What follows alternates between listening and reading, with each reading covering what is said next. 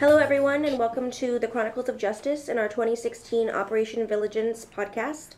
I'm Maddie Thomas from the Yolo County District Attorney's Office, and today I'm joined by Al Reynoso from Probation, Laura Valdes from Victim Services, Mike Works, an analyst from our IT department, and last but not least, John Sadlowski from our high-tech unit.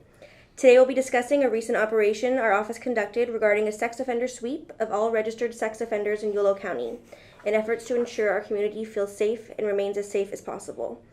Our first question today will be for Al. And first of all, just explain to us, if you can, what a sex offender sweep is and what is probation's participation. Thank you for having me today. The sex offender sweeps are also referred to as 290 sweeps. First, it's important to clarify what a 290 is. Several people might not know what the term refers to. A 290 is a person who has been directed by the court to register as a sex offender as a result of having been convicted of a sex crime. The term 290 is derived from the California Penal Code section.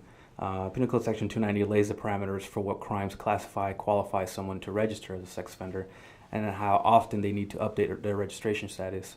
There's more information on this, but these are just the basics. Some people who have been directed to register as a 290 offender must provide information to their local law enforcement agency. Information such as their name, address, date of birth, vehicles owned, and other information pertinent to identifying said person. This person is then placed in a system and forwarded to the public Megan's Law website. 290s must update their registration with their local law enforcement every year.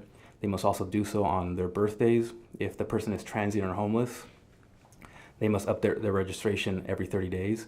This ensures that law enforcement can locate them if need be, and the public is also aware of their addresses. It's a public safety issue. A 290 sweep is an operation held in collaboration with local law enforcement agencies. This year, the agencies that participated were Woodland Police Department, Winters Police Department, the Yolo County Sheriff's Department, West Sacramento Police Department, the District Attorney's Office, Parole, and Probation. What we do during these 290 sweeps is compile a list of all people who are on probation and parole for committing a sex crime or are required to register as a 290 offender and are on probation or parole for a different offense. During the operation, teams are formed and each team is given a list of people to search, targets is what we call them, and to ensure compliance with their terms and conditions of probation or parole. The District Attorney's Office also compiles a list of people who are not on probation or parole but are currently registering as a 290 offender for past sex crimes they have committed. These people are not searched as they are not on probation or parole. What we do is verify that they are living at the addresses they provide to the registering agencies. We call these compliance checks.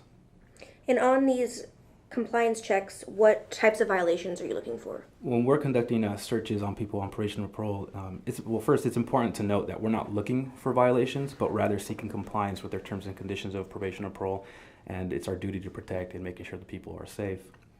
These people have several terms and conditions they must abide by while under supervision. Some of these conditions are to not be in the presence of anyone under the age of 18, not consume illegal substances or alcohol, not view or possess any sexually explicit or sexually oriented materials, attend and complete sex offender therapy, are prohibited from using any form of encryption or password protected files on their electronic devices, and other conditions. Thank you, Al, for your participation and insight. Laura, our first question with you is, what is your role in the Victim Services Department of the DA's office? So my role in the Victim Services Program out of the District Attorney's Office is I am the Victim Services Program Director. I've been in that position for 16 years, started out as a victim advocate, then moved on to be a social worker within the program, and am now the program manager. And how do these kinds of sex offender sweeps keep our victims and communities feeling safe? One of the things that these type of sweeps do for our victims is definitely it shows the victims that here in Yolo County, offenders of sexual assault are being held accountable. They're being checked on. They're being made sure that they're following the rules that they said that they were going to do when they were sentenced. So for victims, what this does is it gives them a sense of security in knowing that once the sentencing has occurred, this person's not just out and about and not being checked up on anymore. So I think that's what it does. Also, it provides the safety and security for the community to know that sex offenders in our county are being checked in on. So our kids are safer. our community safer. We're safer as females, even as males. And why is sex offender registration so helpful to our victims and so important? In all honesty, when a defendant is told that he has to be a sex offender registrant, it doesn't do very much for the victim. What has been done to the victim cannot be undone. Once a victim has been made vulnerable by the fact that something so intimate has been taken away from her, somebody going and filling out a document and being registered doesn't help them in any way, shape, or form. So in all honesty, it doesn't do much. It's more these sweeps that help those victims feel a little bit more safe. So what I would say is that the 290 registrant at least keep people on the map. So if nothing else, that's what it does for the victim. It keeps the person on the map to be held accountable by our county. Okay, thank you. Our next question will be for Mike, and our first question is, what is yours and IT's role in the process?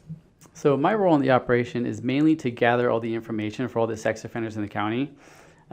With the help of probation and some of our interns, we put together packets for all the searchable targets that has their search conditions, their address, and their CSAR printout, which is the California Sex and Arson Registry printout, which has all their information regarding their sex offenses. And what were the findings, or what were the most common violations or things that came out of the search? So out of the search, there were 4 targets that were in violation and they were arrested. And the most common was having different types of pornography on their electronic devices. And how will we use this data moving forward? So with those cases, the people were arrested and they'll be prosecuted for that. And then for the information found in the compliance checks, we did find 14 people that are possibly in violation because they weren't at the address that they say they were. So that information will go back to the agencies and they'll conduct their own investigations to possibly arrest those people as well. Okay, and just so we can give our listeners an idea of the size of the operation, how many people did we search overall? So overall in the county, there were 51 searchable targets, and we searched 18 computers, 44 cell phones, 3 other devices, so a total of 65 devices were searched.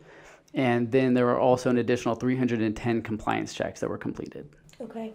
Thank you, Mike. And I think this kind of leads into John's role. And I guess we can start with asking, what was the role of the high-tech unit in the sweep? First off, my role started with the coordination of the personnel involved. This is a 4-day operation that had 25 to 30 people on each day.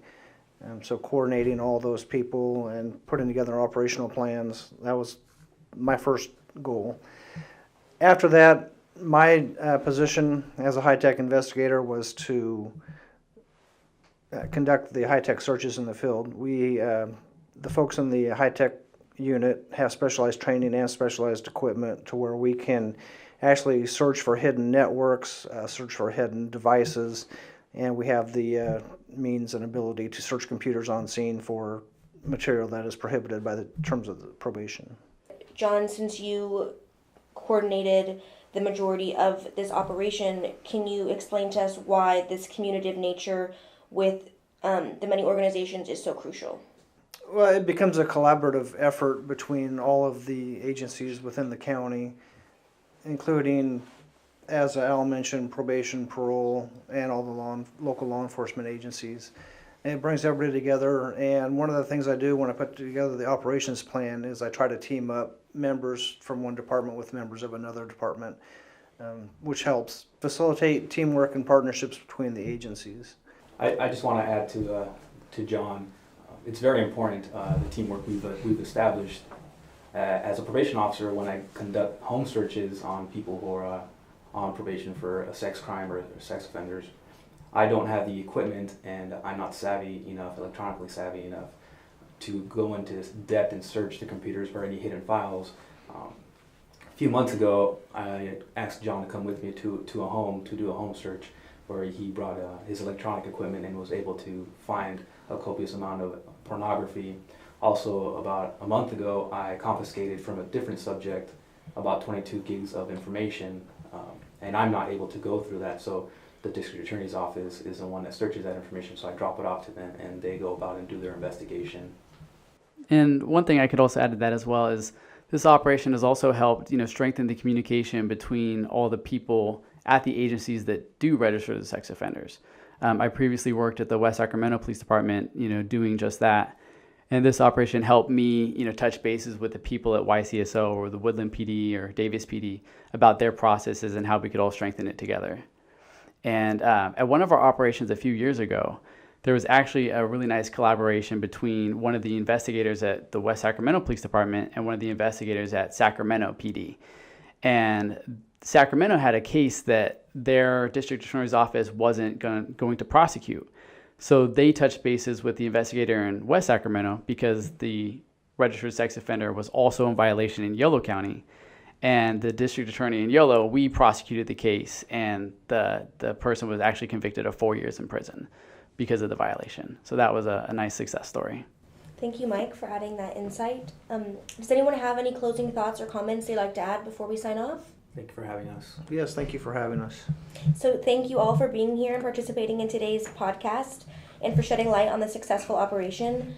Thank you to those who have listened to this episode of the Chronicles of Justice, and for more information on our office, please visit our website at www.yoloda.org or follow us on Facebook, Twitter, and Instagram.